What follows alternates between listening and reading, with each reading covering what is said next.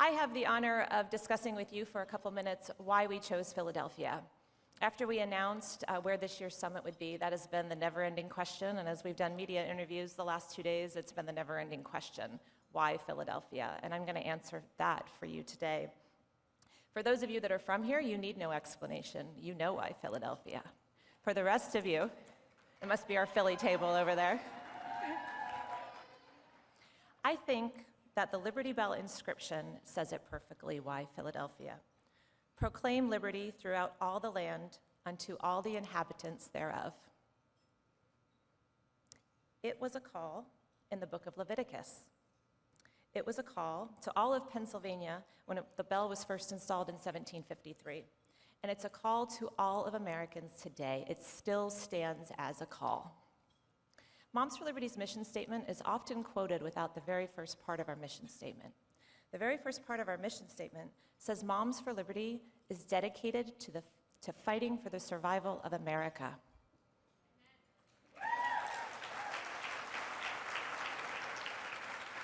One of the ways we do that is we proclaim liberty throughout all the land. President Ronald Reagan once said that America is a shining city on a hill.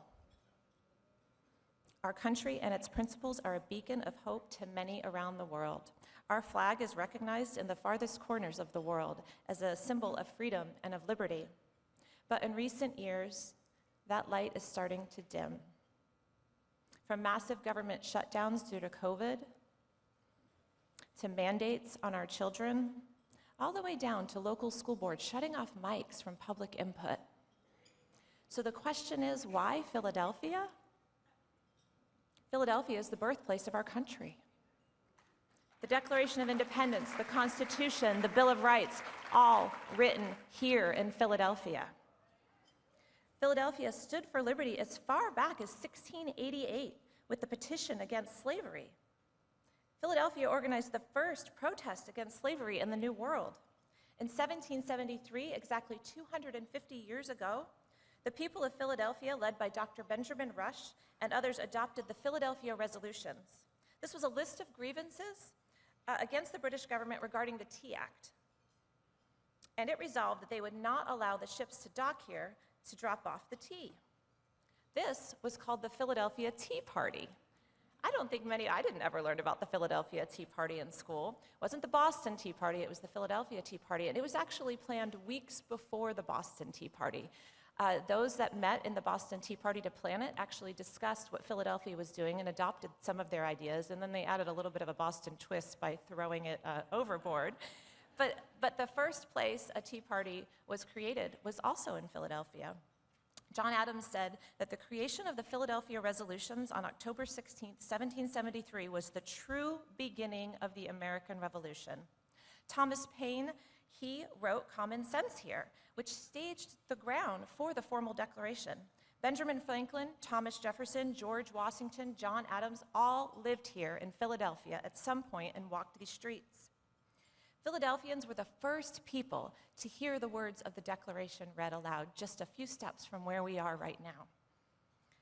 So what does it take to fight for the survival of America? It takes the same qualities it took to found this country. The one I'm going to talk to you about is courage. Historical examples of courage from the Revolutionary War period are abound. We know many of those examples, but I want to share one story with you, a story about Margaret Corbin. Margaret Corbin was 25 years old when her husband joined the Continental Army as a cannon operator. She tagged along and made money taking care of the sick and the wounded and doing their laundry. While returning back to the cannon with a bucket of water for the cannon and her husband, she found her husband dead underneath the cannon. It didn't slow Margaret down, not for a minute. With her help, the cannon continued to fire. She took over his job and shot that cannon. She was hit 3 times by the British, in the left arm, the chest, the jaw, and she was partially paralyzed. Margaret was captured, eventually. The fort was overtaken, but she was released on parole to an Army hospital right here in Philadelphia. Due to her bravery and courage at the Battle of Fort Washington, Congress awarded her a lifelong pension, making her the first woman to receive one. There's a plaque right now in Manhattan in a park that hails her as the first woman to take a soldier's part in the War on Liberty. So the question is, What does that courage look like today in fighting for the survival of America? I hope none of us have to take over a cannon at any time in the near future. But I'm going to show you right now what courage looks like in America today. If you are here today and you have stepped up to serve as a chapter chair over a whole county in America, please stand.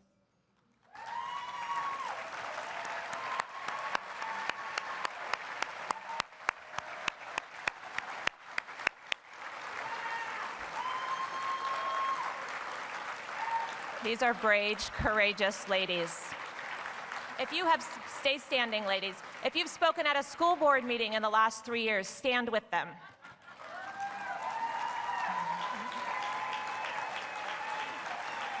If you have served on a school board the last 3 years, stand with them. If you've traveled to your state capital to meet with legislators to advocate for parental rights or better education, please stand with them. If you've had to walk through an angry mob yelling at you, please stand.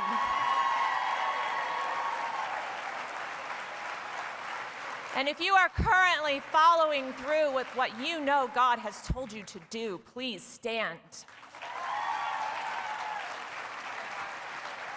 Everyone in this room is standing if you can't see. Every last person. You are the courage in America right now. You are the Thomas Paines, the Benjamin Franklins, the Margaret Corbins. We are in a fight for liberty. We are in a fight for the future of this country. It doesn't look like the fight 250 years ago, but make no mistake, this is a fight. America needs you right now. America needs courageous people. The price of liberty is eternal vigilance. May God bless the work all of you in this room are doing, and may God bless our great country. Thank you.